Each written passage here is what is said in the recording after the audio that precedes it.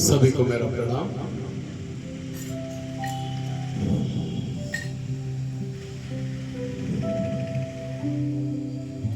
कि जीवन में हर संकट का दरिया पार होगा, कि जीवन में हर संकट का दरिया पार होगा। हिम्मत रखो, कि हिम्मत रखो, एक न एक दिन चमत्कार होगा।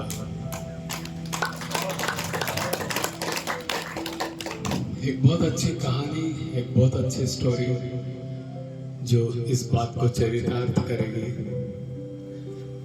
एक बहुत धनी संपन्न व्यापारी होते हैं, सेठ जी होते हैं, जिनकी बहुत सारी फैक्ट्रियां होती है और बहुत लंबा चौड़ा बिजनेस होता है। काफी संपन्न होते हैं। अपने फैक्ट्री के काम काज निपटा कर वो घर को जाते हैं। घर पे जाते देखते हैं कि शाम की आरती वारती चल रही है, सब लोग पूजा में व्यस्त हैं। हमारे जो सेठ जी होते हैं वो थोड़े नास्तिक टाइप के होते हैं, थोड़े भगवान से दूरी बना के ही रखते हैं। वो ये सब देख के अपने कमरे में चले जाते हैं और दिन भर का हिसाब किताब देखने लगते हैं, आज क्या क्या बिजनेस हुआ, क्या नहीं हुआ। और अपने नौकर को बोलते हैं कि जाओ एक कप कॉफी ले आओ मेरे लिए। नौकर कॉफी लेने चला जाता है। ये हिसाब किताब देखते देखते इन्हें कुछ छाती में दर्द महसूस होने लगता है, बेचैनी होने लगती है। ये तुरंत नौकर को वापस बुलाते हैं और बोलते हैं कि तुरंत डॉक्टर्स को बुलाओ। शहर के जो जाने माने जितने डॉक्टर्स होते हैं, क्योंकि बड़े सेठ जी रहते हैं, सारे डॉक्टर्स का पैनल वहाँ पर पहुँच जाता है।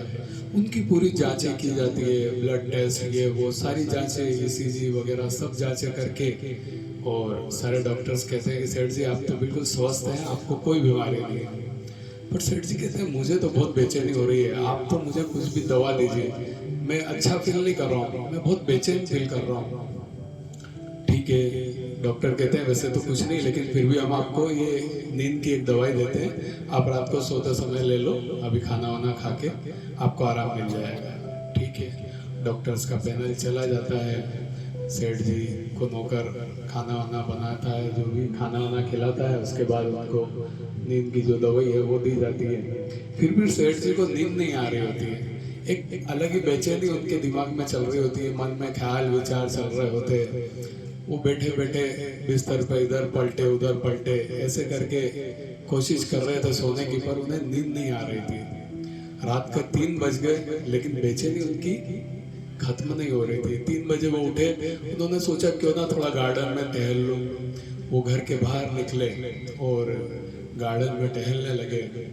टहलते टहलते भी उन्हें कुछ अच्छा नहीं लगा। उन्होंने कहा यार इस घर के बंगले के बाहर जाता हूँ, वहाँ थोड़ा टहलता हूँ। घर के बाहर निकल गए, टहलने लगे। टहलते टहलते रोड से काफी दूर निकल गए। काफी दूर निकलने के बाद एक चबूतरा था, उस चबूतरे पर वो बैठ जाते हैं और बैठ के अपने बचपन की यादों को और बचपन की सारी बातों को याद करते हैं, अपने स्ट्रगल के दिनों को याद करते हैं कि मैंने किस तरह स्ट्रगल करके इतनी बड़ी फैक्ट्रियां कंपनियां स्थापित करी। वो सारी चीजें वो याद कर रहे होते और उसमें खो जाते हैं वो यादों में। इतने में कुत्ता आता है और वो कुत्ता उनकी एक चप्पल उठा के चला जाता है। ये जैसे वो देखते हैं तो वो कुत्ते को चिल्लाते हैं, उसके पीछे भागते हैं कि चप्पल ले गया। एक चप्पल पहन के एक चप्पल से वो एक चप्पल लेने के लिए कुत्ते के पीछे पीछे जाते हैं, उसको चिल्लाते हैं। कुत्ता थोड़ी दूर जाता है उधर झोपड़ियों के बीच में होके और चप्पल वहाँ छोड़ के निकल जाता है। सेठ जी जाते हैं उन झोपड़ियों के पास जहाँ उनकी चप्पल रखी होती है, वो चप्पल ले लेते हैं और पहन लेते हैं और पहन के देखते हैं कि अरे बहुत समय हो गया, 4 बज गई, अब मुझे घर जाना चाहिए। तो घर जाने के लिए जैसे वो 2-3 कदम आगे बढ़ते हैं तो उन्हें एक रोने की आवाज सुनाई देती है एक झोपड़ी में से। तो उन्हें लगता है इतनी सुबह से जल्दी कौन रो रहा है। एक लेडीज की रोने की आवाज आती है, काफी रोने की आवाज आती है। वो सोचते हैं क्या करूं, क्या पूछूं उससे कि किसी लफड़े में ना पड़ूं और मैं तो जाऊं मेरा काम करूं। 4-5 कदम चलते हैं, लेकिन फिर विचार आता है कि यार रो रही, हो सकता है उसे किसी मदद की जरूरत हो, पूछ लेना चाहिए कि क्या उसको तकलीफ है।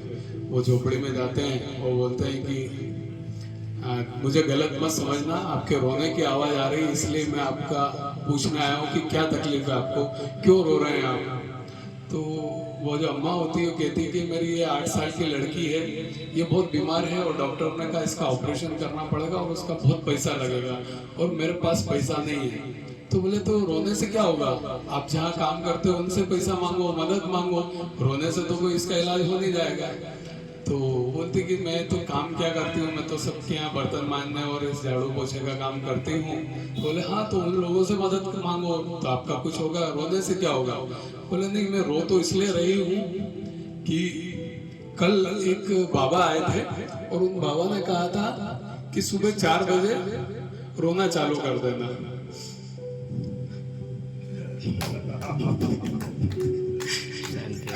तो 4 बजे रोना चालू कर देना और देखना और भगवान से अच्छे से प्रार्थना करना, देखना बहुत चमत्कार होगा।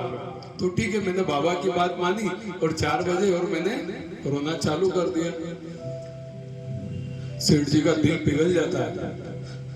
सेठ जी तुरंत एम्बुलेंस बुलाते हैं और डॉक्टरों को बोलते हैं कि इसका पूरा ट्रीटमेंट करो, जो खर्चा होगा मैं दूंगा। और उस लेडी को कहते हैं कि आप मेरे यहाँ काम करोगी, मेरे बहुत सारी फैक्ट्रियां, आपको जो काम अच्छा लगे मेरे यहाँ काम करना। वो उनको रहने के लिए सर्वेंट क्वार्टर भी दे देते हैं और बहुत अच्छी सुविधा उनको दे देते हैं। लेकिन जब सेठ से आगे बढ़ते हैं तो उनके दिमाग में एक ही ख्याल आता है कि यार मैं तो इतना नास्तिक, मैं तो भगवान को मानता नहीं, फिर भगवान ने जरिया बनाकर मुझे उस तक कैसे पहुंचाया। जैसे सेठ जी ने एम्बुलेंस बुलाई उनकी बेचैनी तो खत्म हो गई थी। एक बात उनको दिमाग में आई, जाते जाते जो उनके डाउट्स आ रहे थे कि ईश्वर तो है, ईश्वर ने मुझे जरिया बना के वहां पहुंचाया है ना, और मेरी बेचैनी तो उनको समझ में आ गई। वो पहले समझते थे कि कर्म ही सब कुछ है, काम ही सब कुछ है, लेकिन उनको एक बात और उस दिन समझ में आई कि काम के साथ साथ अगर हमारे अंदर ह्यूमैनिटी है, अगर हमारे अंदर इंसानियत है, मानवता है, हम दूसरों की मदद करते हैं तो ये भी बहुत ज्यादा जरूरी है काम के साथ साथ। ये बात उन्हें समझ में आई। तो दुनिया में फिर एक और बात सोची कि जब ईश्वर है तो फिर क्यों हम जात पात के नाम पर आपस में लड़ते हैं, ये करते हैं। क्योंकि आज मैंने इसकी मदद करी, ना तो मैंने इसकी जात पूछी, ना इसने मेरी जात पूछी, लेकिन फिर भी हमने मदद करी एक दूसरे की। तो उनको ये भी समझ में आता है कि ईश्वर है ना। ये ह्यूमैनिटी, इंसानियत जो बात है कि सबसे बड़ा धर्म अगर किसी का है तो वो ह्यूमैनिटी का है, इंसानियत का है।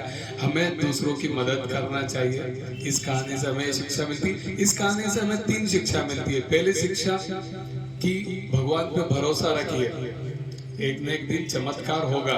उसने भगवान पे भरोसा किया तो चमत्कार हुआ। दूसरी शिक्षा मिलती है हमें दूसरों की मदद करना चाहिए। जब हम दूसरों की मदद करते हैं तो फिर भगवान हमारी मदद करता है।